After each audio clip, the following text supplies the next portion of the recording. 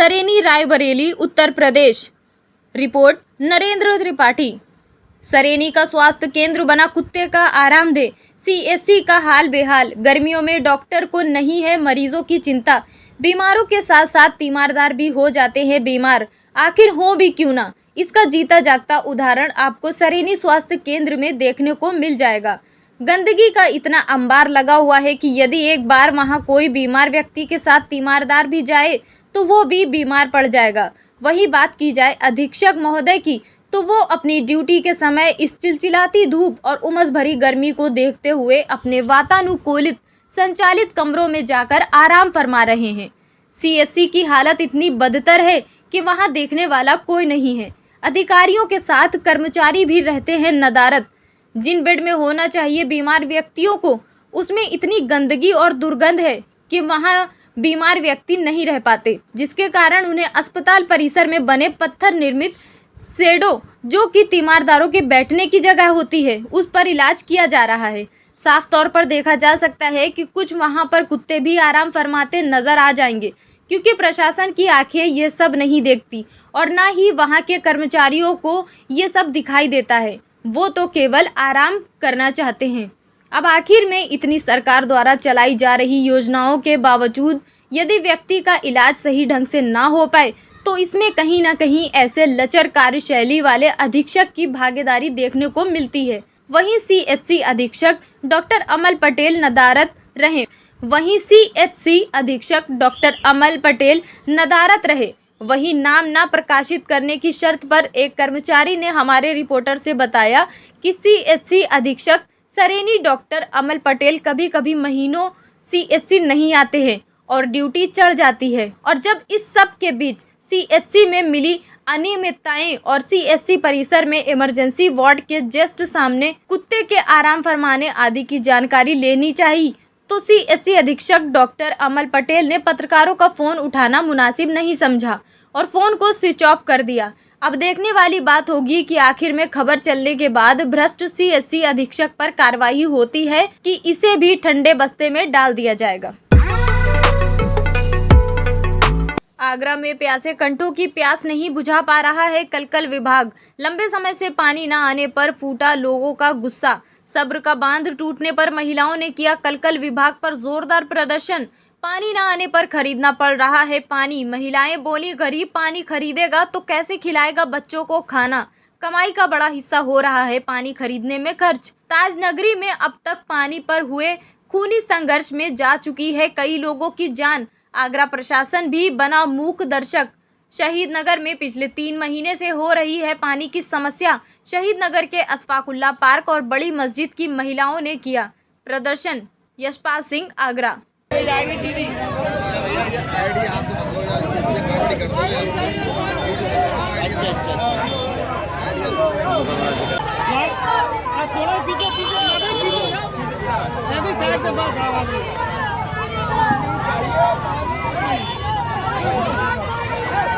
पीछे देखिए यार, अभी या तो आप सामने से हट जाओ, एक मिनट आप हट जाओ सामने।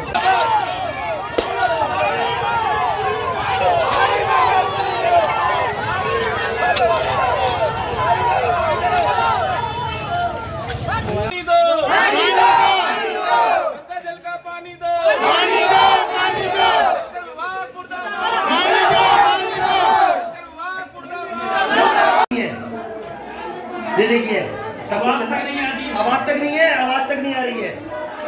मोटर चलने की पानी नहीं है। अच्छा ये देखिए कि ये मोटर चालू है, ये मोटर चालू है। तो ये पानी को लेकर पानी के 3-4 महीना हो गए। सही नगर में पानी बिल्कुल नहीं है।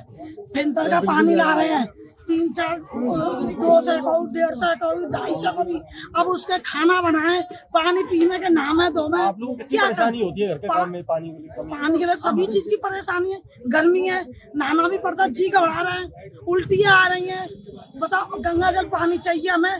गोबर चौकी में आएगा, आनंद नगर में आएगा, पक्की सराय में आएगा, यहाँ नहीं आया सही नगर में, तो यहाँ हमें गंगा जल पानी चाहिए। पार्षद के पास गए थे?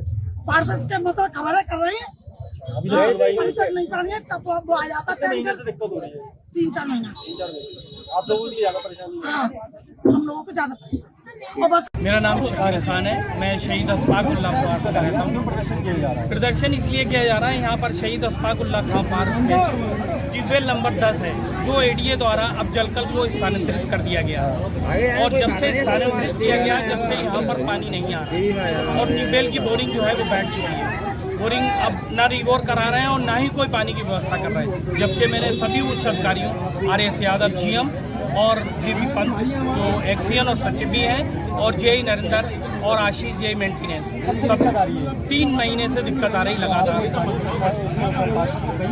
पार्षद जी को भी कई बार अवगत कराया, पार्षद जी कई बार आए, पार्षद जी भी संपर्क में हैं, लेकिन कोई भी अधिकारी किसी काम के लिए नहीं सुन रहा है। लगातार पानी की परेशानी है, पूरे रमज़ान भर परेशानी रही पानी की।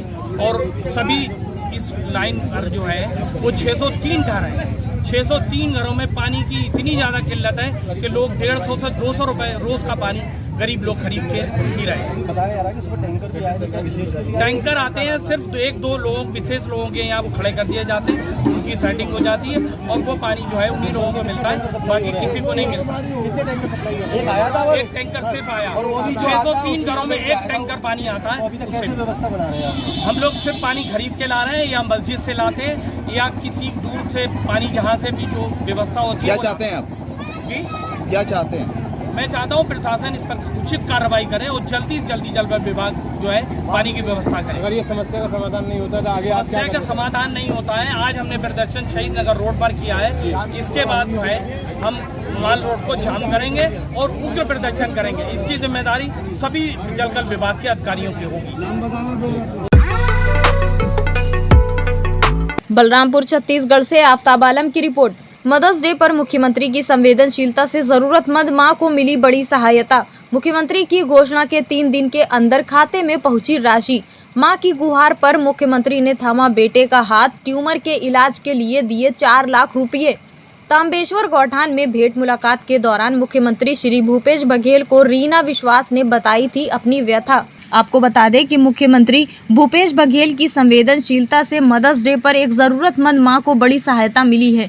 मां की गुहार पर मुख्यमंत्री भूपेश बघेल ने उसके बेटे का हाथ थाम लिया और बीमार बेटे के इलाज के लिए 3 दिनों के भीतर ही 4 लाख की सहायता राशि पहुंचा दी। दरअसल भेंट मुलाकात के दौरान मुख्यमंत्री बलरामपुर जिले के रामानुजगंज विधानसभा के तांबेश्वर नगर गौठान में लोगों से मिलने पहुंचे थे। तभी रीना विश्वास ने मुख्यमंत्री को बताया कि उसके बेटे को ट्यूमर है और इलाज में काफ़ी पैसे खर्च हो चुके हैं। इलाज जारी रखने के लिए उसके पास पैसे नहीं हैं और ये कहते हुए वो रो पड़ी। मुख्यमंत्री ने न केवल रीना को ढांढस बंधाया बल्कि तत्काल 4 लाख रुपए सहायता राशि देने की घोषणा की। घोषणा के 3 दिन के भीतर ही रीना विश्वास के खाते में 4 लाख रुपए पहुंच गए। पैसे मिलने पर रीना ने मुख्यमंत्री को धन्यवाद दिया और कहा कि जिस उम्मीद से मैंने अपनी बात रखी थी, मुख्यमंत्री ने हमें उम्मीद से 2 गुना स्नेह लौटाया है। मेरी स्थिति जानकर मुख्यमंत्री ने जो तत्काल सहायता उपलब्ध कराई है, मैं मानती हूं कि ऐसा कोई संवेदनशील व्यक्ति ही कर सकता है। रीना बताती हैं कि कुछ साल पहले ट्यूमर की वजह से वो अपने पति को खो चुकी हैं, लेकिन अब अपने बेटे को नहीं खोना चाहती। मुख्यमंत्री के सहयोग से अब मेरे घर की खोई खुशियां लौट आएंगी। आज मदर्स डे के दिन इससे अनमोल उपहार कुछ नहीं हो सकता जो उसके बच्चे की जान बचाए। मैं बलरामपुर का रहने वाली बलरामपुर तामेश्वर नगर के रीना विश्वास बोल रही हूँ। माननीय मुख्यमंत्री जी गठन में आए हुए थे तो उसके सामने मैं बात रखी कि मेरे पति को ब्रेन ट्यूमर में गुजर गए, उसके बाद मेरे बेटे को भी हो गया ब्रेन ट्यूमर। इसीलिए मुख्यमंत्री जी को मैं बात रखी कि मेरे को बेटे के लिए बहुत इलाज में खर्चा हो गया, इसलिए मेरे को कुछ मदद मिल जाए। तो मुख्यमंत्री जी ने मेरे को 4 लाख रुपया प्रदान किए। तो माननीय मुख्यमंत्री भूपेश बघेल को सत धन्यवाद। पुलिस कप्तान ने अभियान प्रयास कार्यक्रम को पहुंचे टेढ़ागाछ। बिहार के किशनगंज पुलिस कप्तान डॉक्टर इनामुल हक मेघनू अभियान प्रयास कार्यक्रम के तहत टेढ़ागाछ पहुंचे, जहां उनका भव्य स्वागत किया गया। आदिवासी महिलाओं द्वारा नृत्य किया गया। वहीं स्कूली बच्चों ने स्वागत गान गाकर एसपी श्री मेघनू का स्वागत किया। जिला परिषद प्रतिनिधि अकमल शमसी ने गुलदस्ता भेंट किया।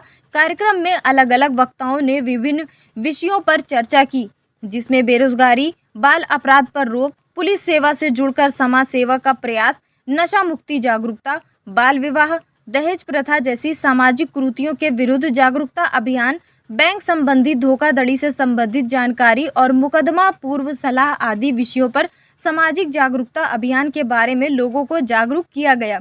कार्यक्रम को संबोधित करते हुए एसपी डॉक्टर इमानुल हक मेगनू ने कहा कि इस गर्मी में आप सबको बुलाने का सिर्फ एक ही उद्देश्य है कि प्रयास कार्यक्रम के तहत आपको जोड़ा जा सके ताकि समाज में फैले कुप्रथा को खत्म किया जा सके।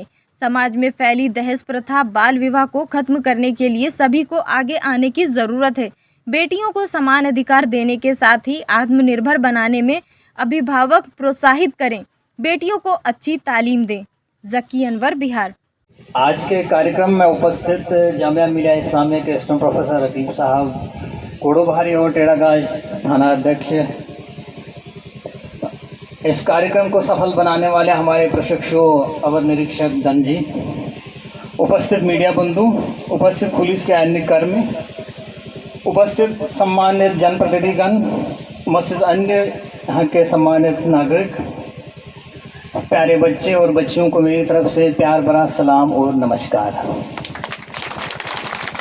मैं सबसे पहले बताना चाहता हूं कि मैं किसी राजनीतिक मकसद या किसी धार्मिक मकसद से ये सभा नहीं बुलाया हूं। मैं आपको एक अजीम मकसद के लिए बुलाया हूं।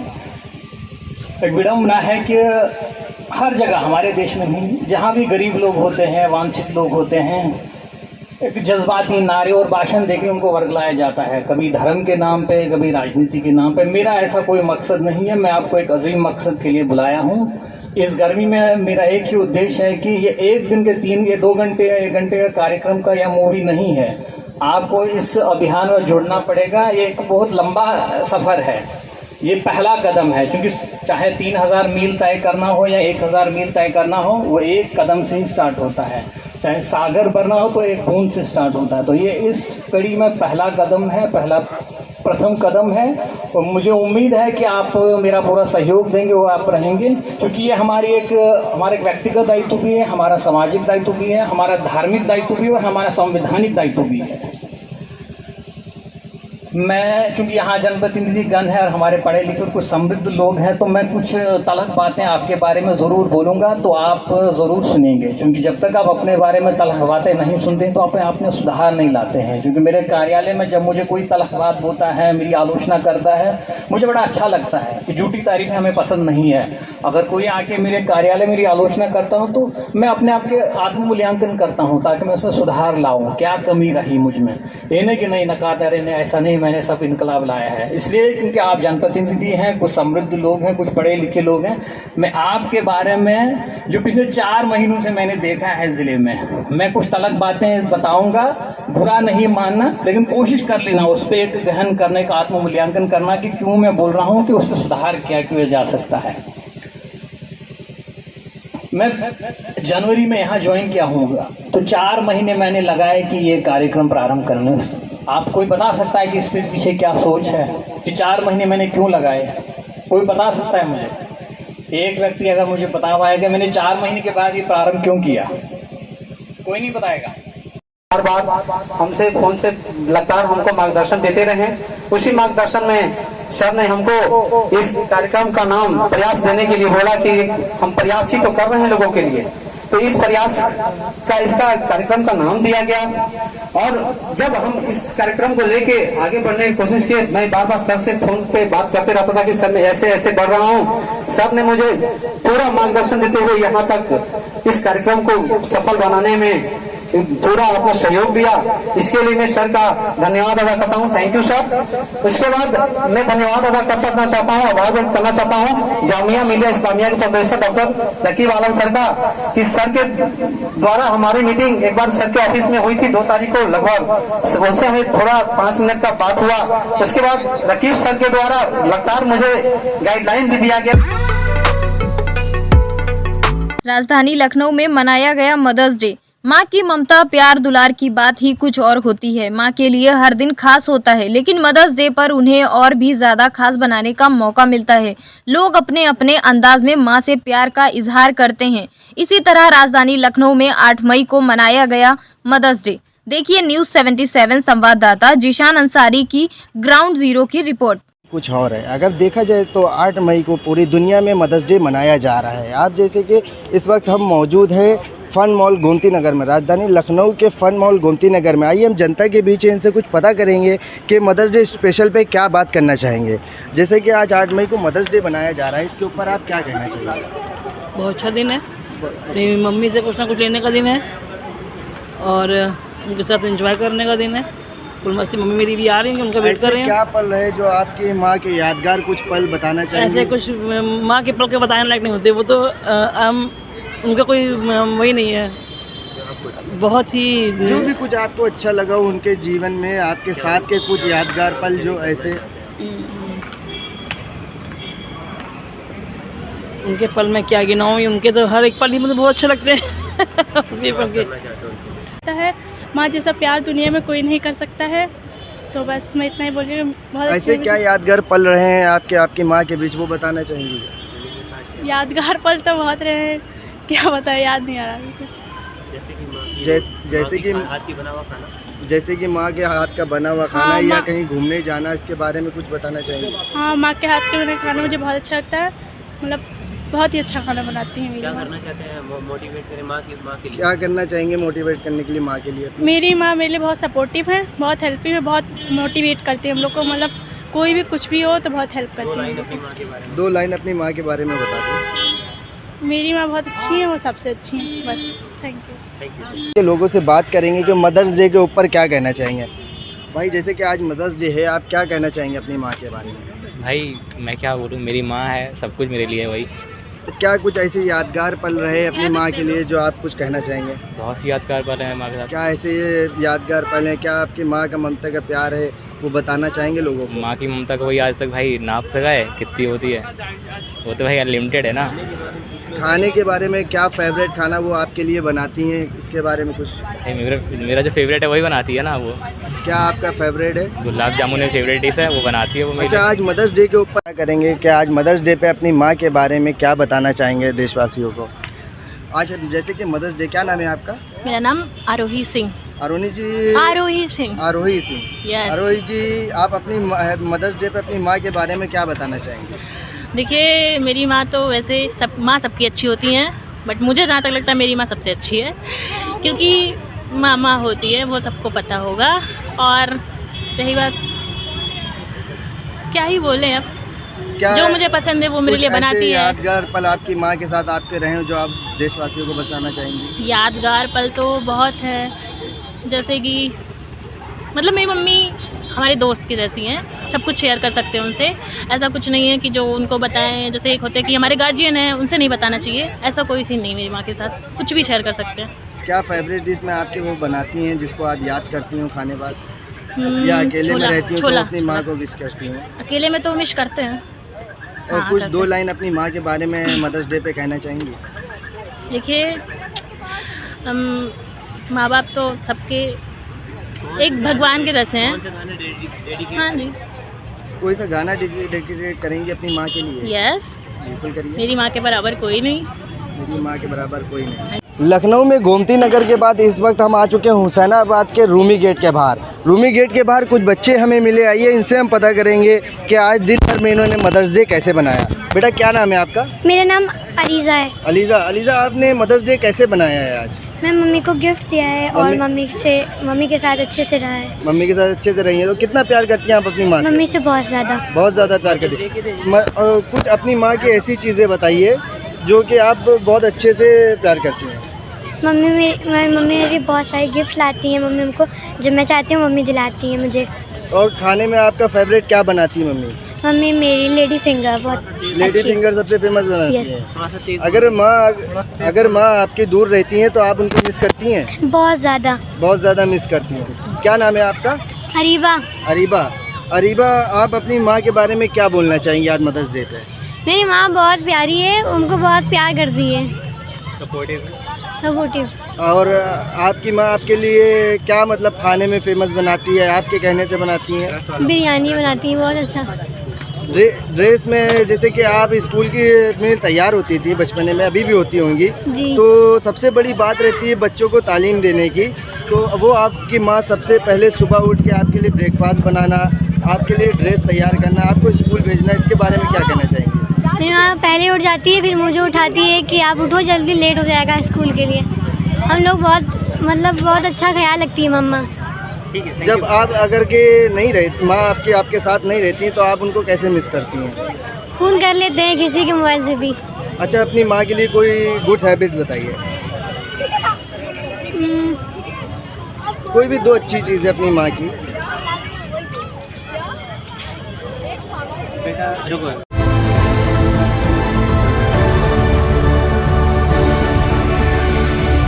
लखनऊ नगर निगम के राजस्व निरीक्षक और बाबू जांच में दोषी पाए गए।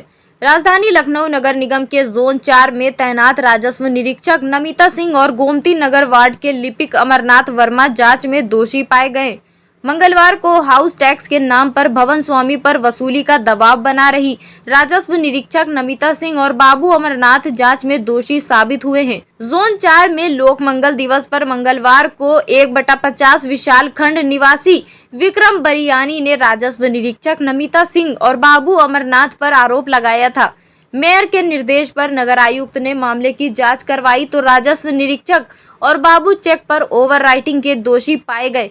इस पर नगर आयुक्त ने दोनों के खिलाफ आरोप पत्र जारी करने के निर्देश दिया है।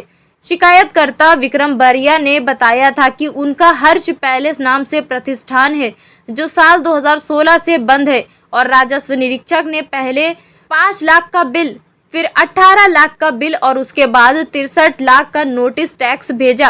विक्रम के मुताबिक उन्होंने 20 लाख का चेक दिया, लेकिन राजस्व निरीक्षक नमिता सिंह ने चेक पर 20 लाख को 28 लाख बना दिया, जिससे चेक बाउंस हो गया।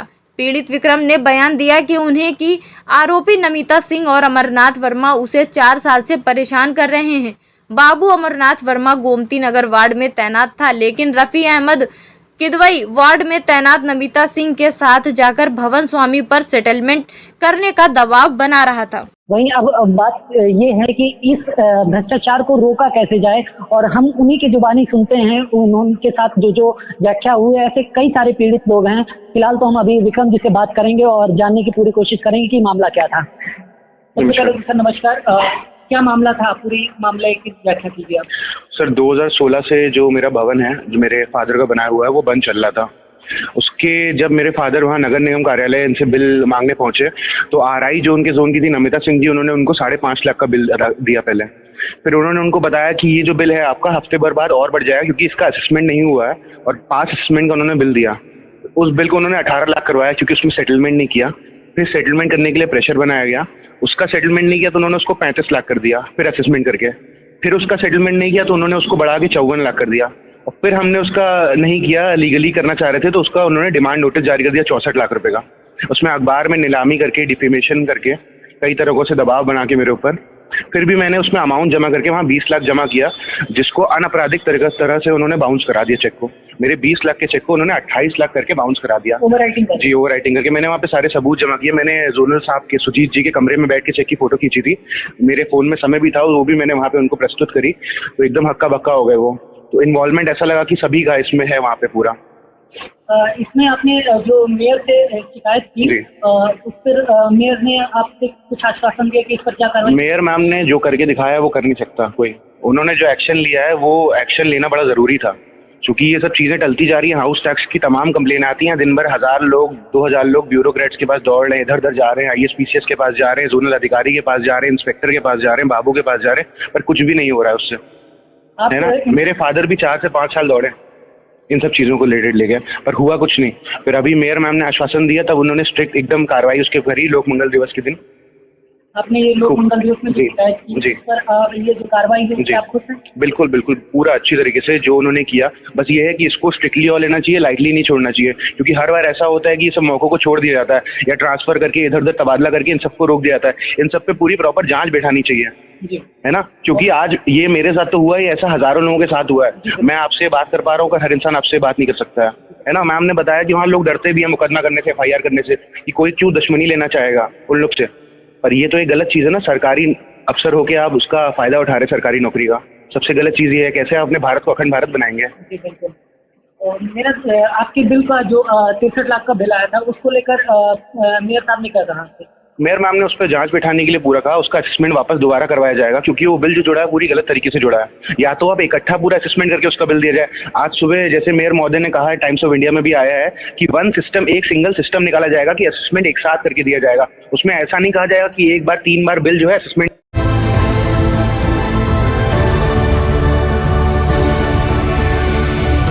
बलरामपुर पहुंचे भाजपा सांसद व कुश्ती संघ के राष्ट्रीय अध्यक्ष ब्रजभूषण सिंह ने रावण से की राज ठाकरे की तुलना। विशाल सिंह, ब्यूरो चीफ, अनदेखी टाइम्स न्यूज़, बलरामपुर, उत्तर प्रदेश। बलरामपुर में एक निजी कार्यक्रम में पहुंचे भारतीय जनता पार्टी के सांसद ब्रजभूषण शरण सिंह ने महाराष्ट्र नवनिर्माण सेना के प्रमुख राज ठाकरे की तुलना रावण से कर दी। उन्होंने कहा कि उत्तर भारतीयों पर जितना अत्याचार राज ठाकरे ने किया है उतना तो रावण ने भी किसी पर नहीं किया होगा। भाजपा सांसद ने एक कार्यक्रम में शिरकत के दौरान संवाददाताओं से बातचीत में राज ठाकरे के बारे में एक सवाल के जवाब में ठाकरे की तुलना रावण से की। उन्होंने कहा, राज ठाकरे ने महाराष्ट्र में उत्तर भारतीयों के साथ जितना अत्याचार किया है उतना तो रावण ने भी किसी पर नहीं किया होगा। भाजपा सांसद ने आगामी 5 जून को अयोध्या आ रहे ठाकरे पर उत्तर भारतीयों और मराठी मानुष में सबसे ज्यादा भेद करने का आरोप लगाते हुए कहा कि महाराष्ट्र की जनता ने चुनाव में जब राज ठाकरे को उखाड़ कर फेंक दिया तो अब वह अपनी राजनीतिक दुकान चलाने के लिए अजान और हनुमान चालीसा का मुद्दा लेकर आए हैं। उन्होंने कहा, ठाकरे हनुमान चालीसा का पाठ करें, हमें कोई आपत्ति नहीं, लेकिन जब तक वो उत्तर भारतीयों से हाथ जोड़कर माफ़ी नहीं मांग लेते तब तक उन्हें अयोध्या में घुसने नहीं दिया जाएगा। हमारे 5 लाख लोग अयोध्या और लखनऊ में उनके स्वागत के लिए तैयार बैठे हैं। भाजपा सांसद ने आरोप लगाया कि ठाकरे की प्रस्तावित अयोध्या यात्रा धार्मिक नहीं बल्कि राजनीतिक है। उन्होंने ठाकरे पर कटाक्ष करते हुए मांग की कि जो लोग समाज को बांटने के लिए भड़काऊ बयान देते हैं उनकी सुरक्षा वापसी ली जाए और अगर ऐसा हो जाए तो गलत बयान देने वालों पर लगाम लग जाएगी। मराठा मानुष उत्तर भारतीय मानुष का भेद पैदा किया, मजदूरों को मारा, गर्भवती महिलाओं को इतना समय नहीं दिया कि 15 दिन 20 दिन रह करके वो अपनी डिलीवरी करा दे। तुम्हारे दूर कार्यकर्ताओं ने उनको भी जबरदस्ती उनके साथ भी बदतमीजी करने का काम किया। आज भी हमारे उत्तर प्रदेश से या उत्तर भारतीय जब कोई परीक्षा देने के लिए जाता है तो उनके साथ भेदभाव होता है। तुमने किसको मारा? ठेले वाले को मारा। तुमने किसको मारा? विद्यार्थी को मारा। तुमने किसको मारा? टैक्सी वालों को मारा। और हमारे हिंदू धर्म में एक कहावत है, मैं सीधे सीधे कहता हूँ कि जितना अत्याचार उत्तर भारतीय होने के नाते राज ठाकरे ने किया है उतना अत्याचार कभी रावण ने नहीं किया था जितना अत्याचार। सब लोगों के मन में सवाल होगा कि 2008 से उसका लगातार ये कुकृत्य चल रहा है तो आज उसका विरोध क्यों? आइए मैं आपको बताना चाहता हूँ कि 2014 के लोकसभा चुनाव में 2014 के लोकसभा चुनाव में मैंने एक भाषण दिया था कि अगर राज ठाकरे से मेरी मुलाकात कहीं पर होगी तो 2-2 हाथ जरूर। ये आज से ये बात इसलिए नहीं उठ पाई कि वो दर्दे के अंदर रहते हैं, दर्दे के अंदर वो महाराष्ट्र से बाहर नहीं निकलते। पहली बार बाहर निकल रहे हैं और पहली बार उनका विरोध हो रहा है। 2008 में निकले होते विरोध होता, 12 में निकले होते विरोध होता, 16 में निकले होते विरोध होता, 19 में निकले होते विरोध होता, जब भी निकले होते विरोध होता। कोई न करता विरोध जरूर करता। इसके आप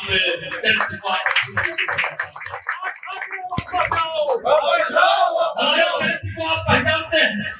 आपको याद होगा जब मायावती जी का शासन और आपको याद होगा किस तरीके से गोंडा जनपद का नाम उन्होंने बदला था। कांग्रेस की सरकार वहाँ नहीं है। मैं तो मांग करता हूँ भारत सरकार से और सभी सरकारों से कि जो आदमी समाज को बांटने का, भड़काने का निर्णय करता हूँ कोई सा आह्वान का, सबसे पहले उसकी सिक्योरिटी छीनो। हाँ, सिक्योरिटी देना ये लोग बंद करें तो गलत बयानबाजी बंद हो जाएगी। लेकिन अपने कैपेसिटी पर बयान दो, अपने कैपेसिटी पर सुरक्षा करो। झांसी जेडीए द्वारा एक और बिल्डिंग की गई सीज। झांसी विकास प्राधिकरण द्वारा झांसी के चित्रा चौराहे पर बन रही बिल्डिंग को सीज किया गया। ये बिल्डिंग झांसी के बड़े बिल्डर वीरेंद्र राय के बेटे विशाल राय की बताई गई है। विकास प्राधिकरण ने इस बिल्डिंग को सीज करते हुए नोटिस चिपकाया। जेडीए उपाध्यक्ष सर्वे दीक्षित का कहना है कि ये बिल्डिंग नक्शे के विपरीत बनाई जा रही थी, इसी के चलते इस बिल्डिंग को सीज किया गया है। झांसी शहर में कई ऐसी बिल्डिंग है जो बिना नक्शे के पास कराई और बनाई जा रही हैं। उन पर विकास प्राधिकरण के कार्रवाई करने की लिस्ट तैयार कर रहा है। जेडीए उपाध्यक्ष सर्वेश दीक्षित का कहना है कि ऐसे अवैध कॉलोनियों पर कार्रवाई होगी। बाइट सर्वे दीक्षित। चित्रा चौराहे पे बिल्डिंग सीज की गई, क्या है पूरा मामला?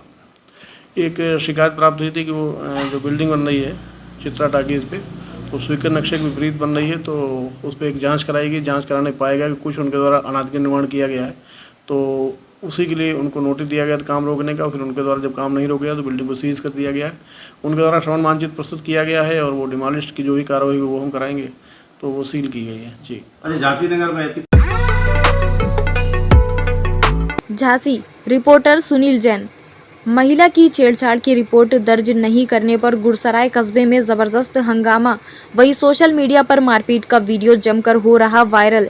झांसी के गुरसराय कस्बे में विद्युत चेकिंग के दौरान हुआ जबरदस्त विवाद। महिला की छेड़छाड़ के आरोप को लेकर सैकड़ों लोग थाने पहुंचकर किया धरना प्रदर्शन।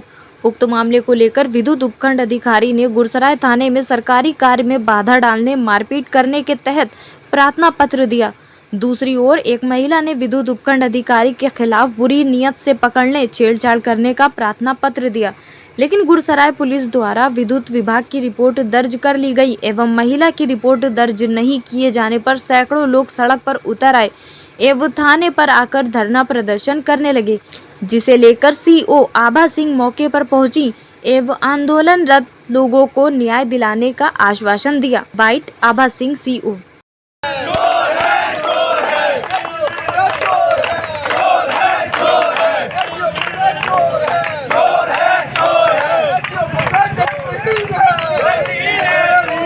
वैज्ञा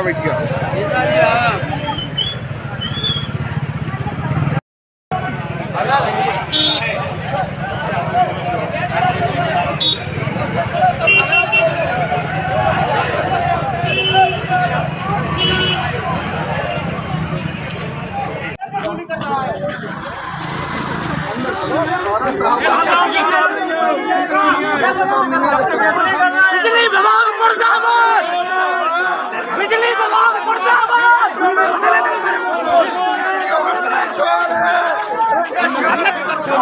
अरे बिजली विभाग मुर्दाबाद, पार्टी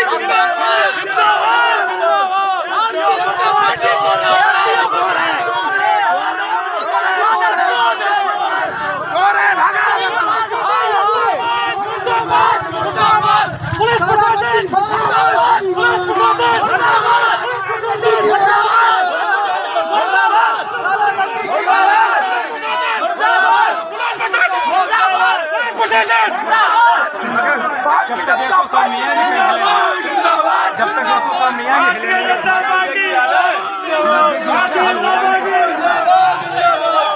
जनता पार्टी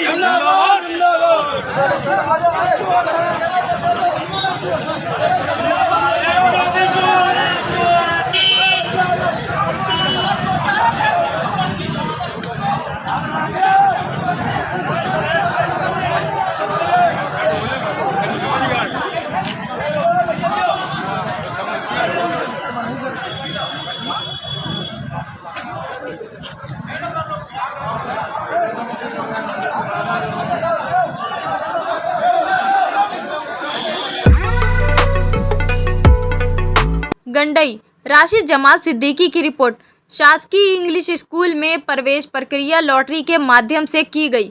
आज के दौर में सबसे महंगी बच्चों की पढ़ाई लिखाई हो गई है, लेकिन छत्तीसगढ़ सरकार ने शासकीय अंग्रेजी स्कूल खोलकर गरीब बच्चों की शिक्षा पर ध्यान दिया है। मुख्यमंत्री भूपेश बघेल की सोच है कि कोई भी गरीब बच्चा अच्छी शिक्षा से वंचित ना रहे। छत्तीसगढ़ में अच्छी से अच्छी शिक्षा के लिए सरकार ने स्वामी आत्मानंद अंग्रेजी स्कूल के नाम से 171 स्कूल खोले हैं। गंडई में बुधवार को छात्रों के प्रवेश का कार्य पूर्ण कर लिया गया, जहां लॉटरी निकाल करके छात्रों को प्रवेश दिया गया। बच्चों के माता पिता को भी कोई शिकायत ना रहे, इसके लिए क्लास 1 से लेकर क्लास 9 तक लॉटरी के प्रवेश हुआ। स्कूल में एसडीएम गंडई, तहसीलदार गंडई, जिला शिक्षा अधिकारी राजनांदगांव और जनप्रतिनिधि शामिल हुए। कुल आवेदन फॉर्म 1027 आए, जिनमें 125 बच्चों का एडमिशन हुआ। कक्षा 1 में 50, कक्षा 2 में 8, कक्षा 3 में 10, कक्षा 4 में 8, कक्षा 5 में 9, कक्षा 6 में 7, कक्षा 7 में 9, कक्षा 8 में 12, कक्षा 9 में 12 छात्रों का प्रवेश हुआ, जिसमें बीपीएल परिवार के छात्रों को भी शामिल किया गया। मुख्यमंत्री ने 50 और स्कूल खोलने की घोषणा की है। जो बच्चे इंग्लिश स्कूल में पढ़ रहे हैं, उन्हीं बच्चों को प्रवेश मिला है।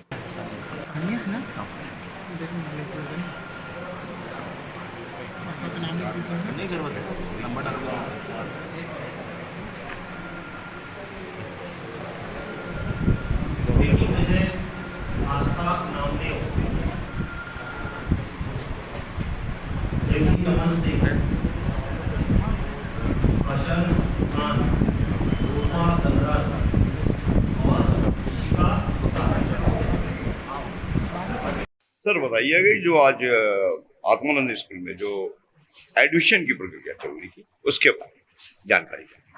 आज आत्मानंद स्वामी आत्मानंद जो इंग्लिश मीडियम स्कूल है गंडई में, उसमें एडमिशन की प्रक्रिया रखी गई थी, जिसमें माननीय एसडीएम महोदय, बीओ साहब हैं हमारे, तहसीलदार गंडई सर और हम सभी जितने भी वरिष्ठ जन हैं उपस्थित थे। इसमें जो प्रक्रिया अपनाई गई थी, जो भी शासन से जो आदेश थे, निर्देश थे, उनका पूरी तरह से पालन किया गया है। इसमें जो हमारे पास प्राप्त आवेदन थे, जो स्कूल में प्राप्त आवेदन आए थे, कुल संख्या थी 1047, 1047, और इसमें जो एलिजिबल थे यानी जो पात्र थे उनकी संख्या थी 514।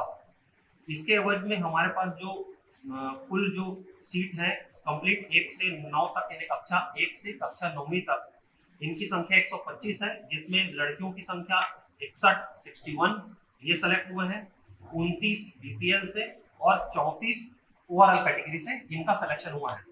महतारी दुलार योजना के तहत एक लड़की का इसमें सिलेक्शन किया गया है।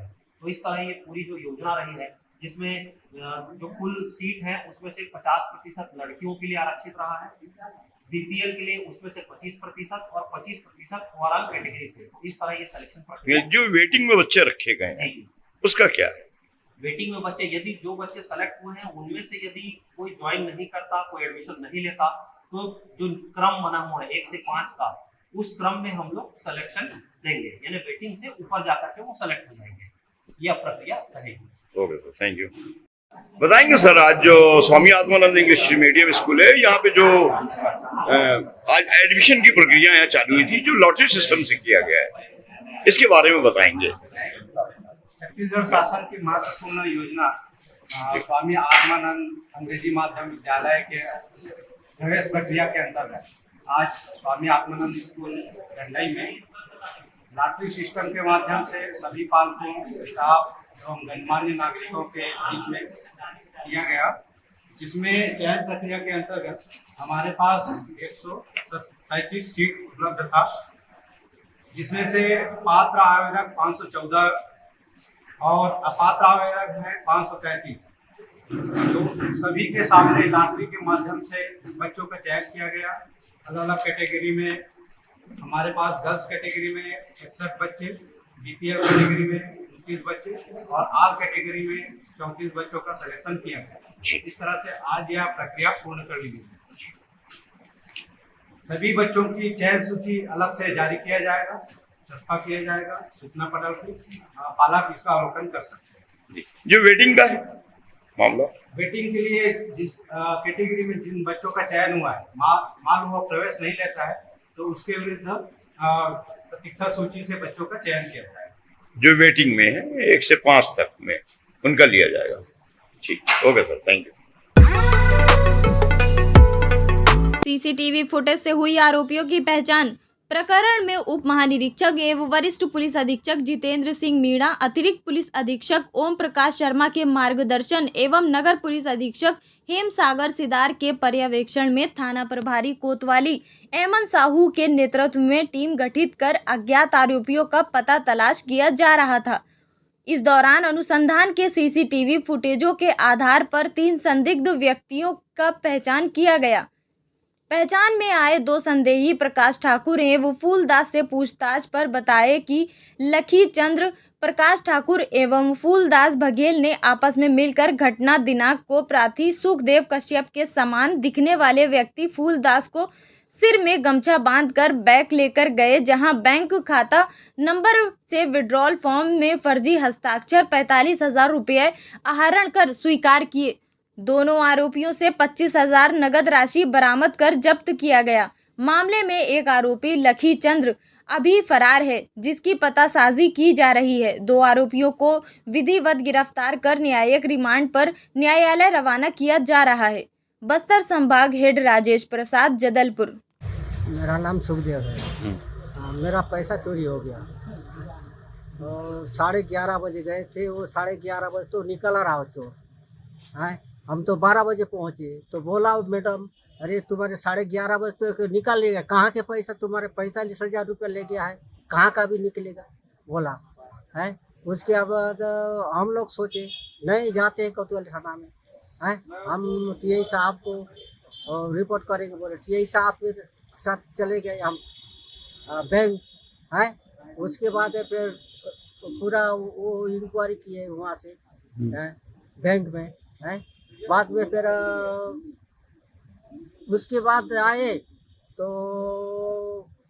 वह बोल दिया मैंने, तो हम लोग रिपोर्ट कर दिए कोतवाली में। हाँ, उसके बाद एक दिन आए रही साहब और है तो बोले नहीं, बोला मैडम हम पैसा निकाल के गए थे और हाँ तो तुम्हारे पासबुक में देखो दूसरा आदमी फोटो चिपकाया है देखो पहचानो। बोले तो नहीं, तुम कुछ परिचय के है कि नहीं साहब कुछ परिचय नहीं है मैडम। बोला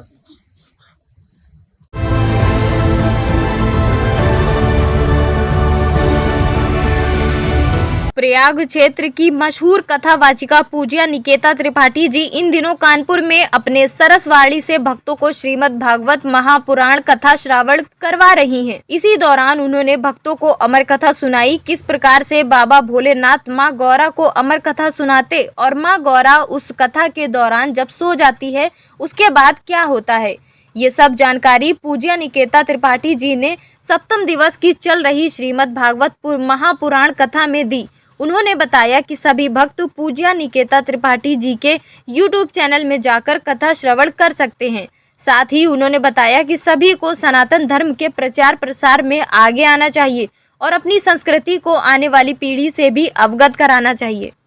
बाबा भोलेनाथ किस प्रकार से गौरा मैया को कथा सुना रहे हैं, आइए बड़े ही सुंदर भाव के साथ हम सभी भी श्रवण करते हैं।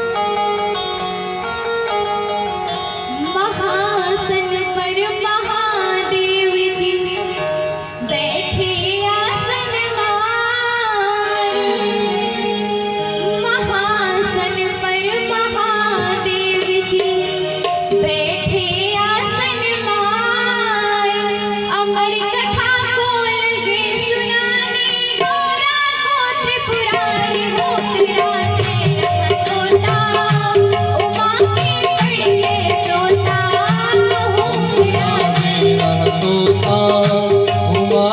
पड़ गए सोता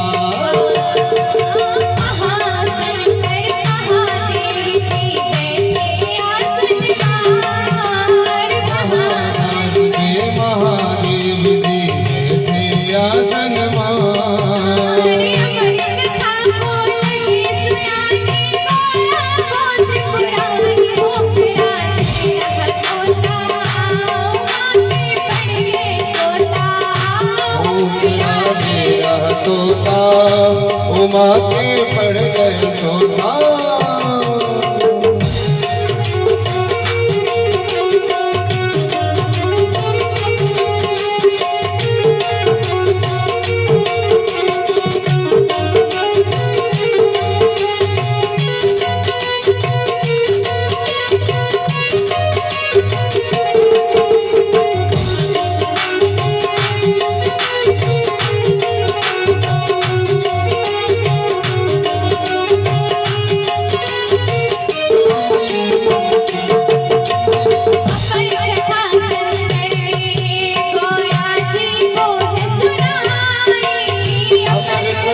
शंकर ने गौरा जी को सुनाई।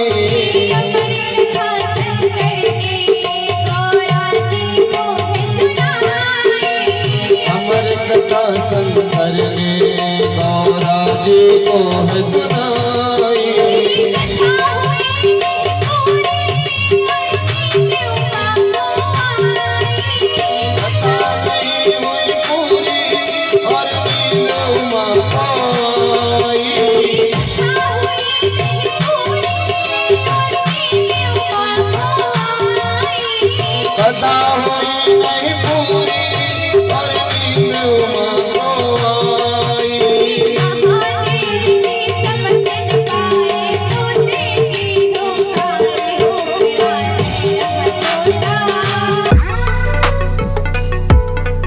रायबरेली उत्तर प्रदेश। रिपोर्ट विशाल सिंह। दिन दहाड़े महिला की हत्या के आरोप में युवक को फंसाए जाने पर आज सैकड़ों की संख्या में ग्रामीण व परिजनों ने एसपी ऑफिस के बाहर किया हंगामा और पुलिस अधीक्षक से न्याय की गुहार हो सके मामले में उचित कार्रवाई। रायबरेली। दिन दहाड़े महिला की हत्या का मामला नामजद आरोपी के पक्ष में लामबंद हुए ग्रामीणों का आरोपी घटना के दिन नहीं था घटना स्थल के आसपास षड्यंत्र के तहत फंसाने का लगाया आरोप। 2 दिन पूर्व कुल्हाड़ी व सिलबट्टे से कुचलकर हुई थी महिला की हत्या। सरेनी थाना क्षेत्र की है ये घटना। क्या नाम है? हमारा नाम शिव मोहन। कहाँ के प्रधान है? ग्राम सभा रामखेड़ा के वर्तमान प्रधान। कहाँ है, क्या है पूरा मामला? सर, मैं स्कूल में मिड डे मील की चेक काटने गया था लमसम 10 बजे के टाइम। उसके बाद हम स्कूल से चेक काट करके मैं पहुंचा रजनूपाल के दरवाजे पर। मनीष और एक मिस्त्री और 4-6 लेबर काम कर रहे थे। उतनी टाइम मनीष राजगिरी का काम कर रहा था। लमसम 11 बजे से वहाँ से हम निकल करके ब्लॉक आए। ब्लॉक में लमसम 2 बजे हमको पता लगा है कि सुरजूपुर में मर्डर हो गया। तो प्रधान जी तुम्हारे यहाँ का मनीष वहाँ से पकड़ के आया। इतनी बात को हमको मालूम। तो हुआ यहाँ का है लिया है? यहाँ इस करके आए हैं कि निष्ठुर से जाँच की जाए। अगर मनीष मुलजिम है तो उसको दंड दिया जाए, अगर जो मुलजिम है उसी को दंड दिया जाए। अलीगढ़ के विजयगढ़ थाना परिसर में युवती ने छत से कूदकर आत्महत्या का प्रयास किया, हालत गंभीर। प्रेम प्रसंग में घर से भागी युवती को पुलिस ने बरामद किया। कस्टडी में होने के बावजूद भी पुलिस को चकमा देकर महिला बैरक की दूसरी मंजिल की छत पर चढ़कर छलांग लगा दी, जिससे युवती को गंभीर हालत में मेडिकल कॉलेज में भर्ती कराया गया, जहां युवती की हालत गंभीर है। विजयगढ़ क्षेत्र की 19 वर्षीय युवती कुछ समय पहले एटा जिले के पिलुवा गांव बादामपुर निवासी आकाश के साथ प्रेम प्रसंग में घर से चली गई थी, जिसका मुकदमा 28 अप्रैल को विजयगढ़ थाने में आकाश के खिलाफ दर्ज कराया गया। मुकदमे में युवती के परिजनों ने उसकी उम्र नाबालिग बताई। वहीं पुलिस जांच में पाया गया कि युवती युवक संघ गुजरात के सूरत में है। वहीं 5 मई को दोनों एटा वापस आ गए। इस खबर पर विजयगढ़ पुलिस ने दबिश दी तो युवती बरामद हो गई, लेकिन प्रेमी आकाश भागने में सफल हो गया। बरामदगी के बाद युवती को विजयगढ़ थाने लाया गया, जहां उसे महिला बैरक की दूसरी मंजिल इमारत में रखा गया था। हालांकि यहां महिला सिपाही शिखा की निगरानी में युवती को रखा गया और बुधवार को सुपुर्दगी का निर्णय होना था, लेकिन देर रात युवती ने महिला बैरक की 2 मंजिला इमारत से छलांग लगा दी। जब युवती तेज आवाज के साथ नीचे गिरी तो महिला पुलिस कर्मियों की नज़र उस पर पड़ी और आनन फानन में इसकी सूचना पुलिस के आला अधिकारियों को दी गई। वहीं युवती को गंभीर चोटें आई हैं और उसे JN मेडिकल कॉलेज में उपचार के लिए भर्ती कराया गया। SSP कलानिधि नैथानी ने बताया कि युवती के पिता ने आकाश और उसके परिवार पर आत्महत्या के लिए प्रेरित करने पर मुकदमा दर्ज किया है।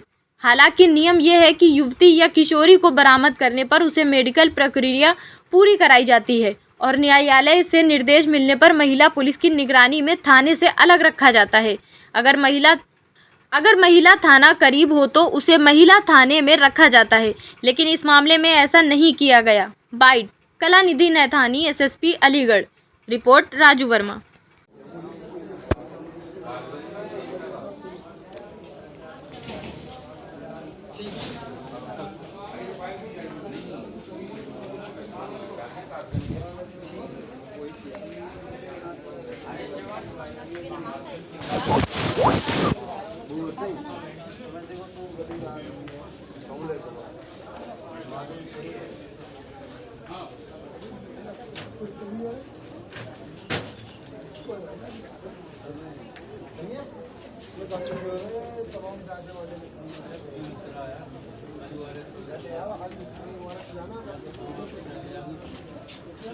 थोड़ा सीधे कर ले आप।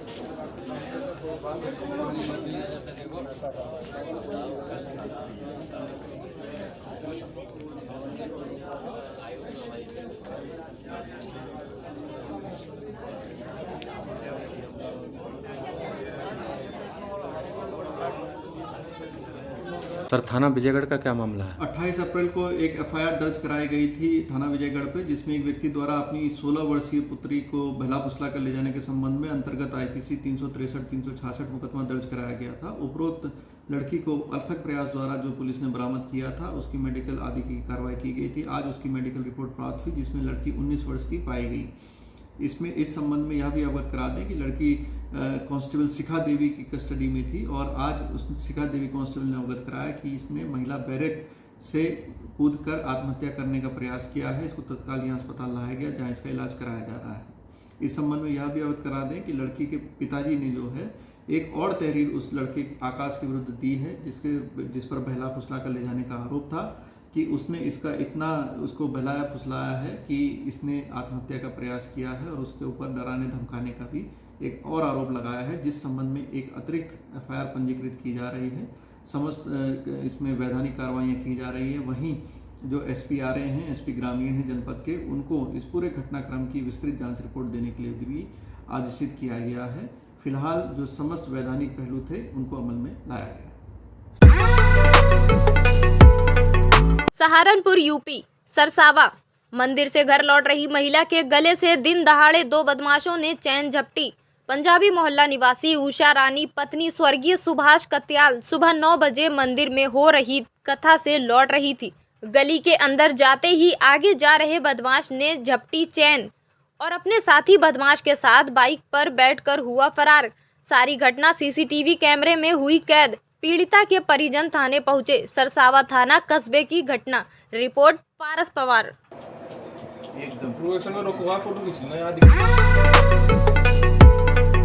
कोरबा छत्तीसगढ़ से संभाग हेड विवेक साहू की रिपोर्ट।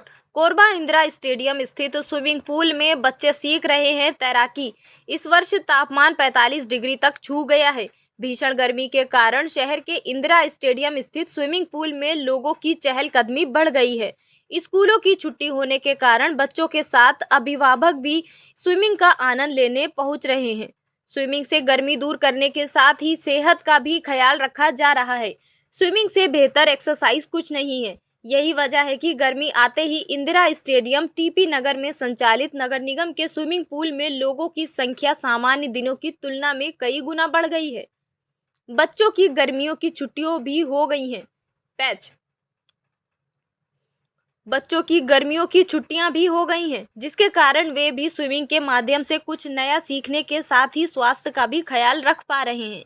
इस साल रिकॉर्ड तोड़ गर्मी पड़ रही है और पारा 45 तक पहुंच गया है। लोगों को कूलर से भी राहत नहीं मिल रही है।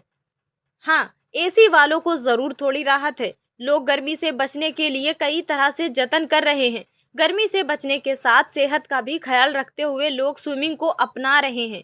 स्विमिंग पूल में बच्चों के साथ साथ हर आयु वर्ग के लोगों को तैराकी का प्रशिक्षण दिए जाने की व्यवस्था है।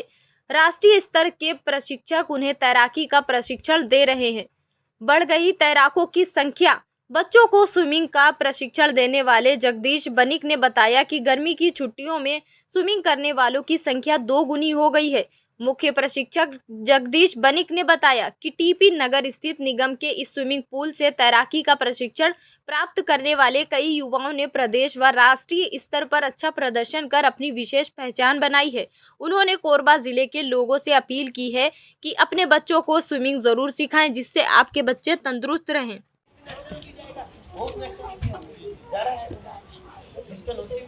जो टैलेंटेड है उसको उठेगा,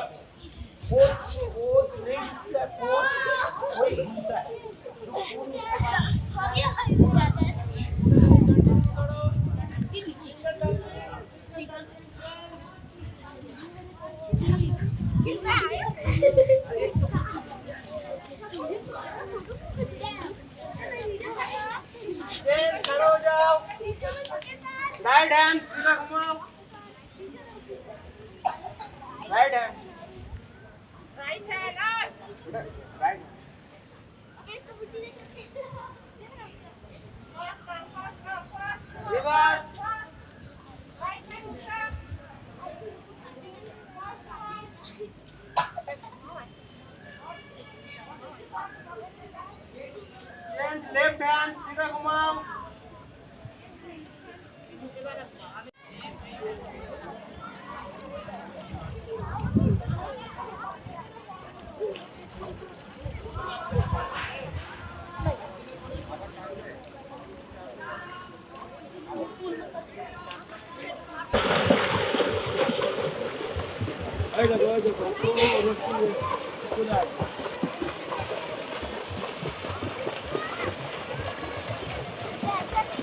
रस्सी पे प्रेशर क्यों दे रहा है?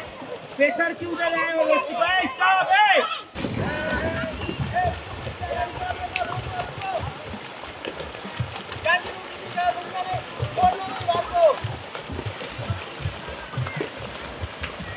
बेटा छोड़ना नहीं, बॉल को पकड़ के किपिंग करो। पास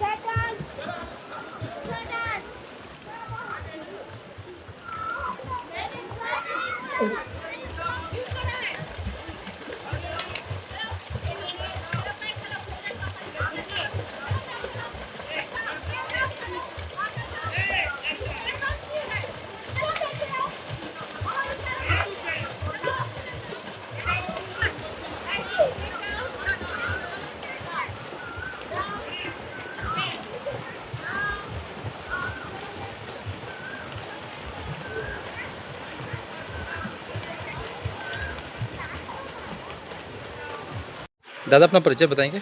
मैं जगदीश बनीग हूँ, नेशनल स्विमिंग कोच हूँ। पूर्वा से 2006 आया था, अभी तक मेरा कोचिंग जारी है। एक कोचिंग में मेरा 25 लड़का लड़की नेशनल भाग ले रहा है। अभी तो वर्तमान में 4 लड़का बेंगलोर में है, एक लड़की तो फ्रांस भी गया, भूमि गुप्ता, प्रसन्न श्रीवास्तव, पार्थ श्रीवास्तव बोले तो बेंगलोर में अच्छा ट्रेनिंग कर रहा है। ऐसे ऐसे बहुत लड़का लड़की बाहर भी है, पोजीशन भी खुरबा का नाम रोशन कर रहा है। अभी तक 4 से 5 120 लड़का लड़की आ रहा है। इसका स्ट्रेन इतना हो गया जो हम लोगों को, कोच लोगों को पुल का जाएगा ही नहीं है। इसीलिए ये गर्मी का सोच के भी एग्जीक्यूटिव इंजीनियर बोला था कि इसका मेंबरशिप बच्चे लोगों को बंद कर दो। मैं बोला सर जो आ सकता है तो आएगा, वो 3 से 4 खुल दीजिए। बच्चे लोगों को जिसका ट्रेनिंग लेने का मन है, जिसका पेरेंट्स ले आ सकता है वो ले आएगा, बंद मत करो, ये मेंबरशिप बंद मत करो। तो फिर बोल रहा है ठीक है चालू रखो, जो आएगा वो आएगा, जो नहीं आएगा गर्मी का कारण में।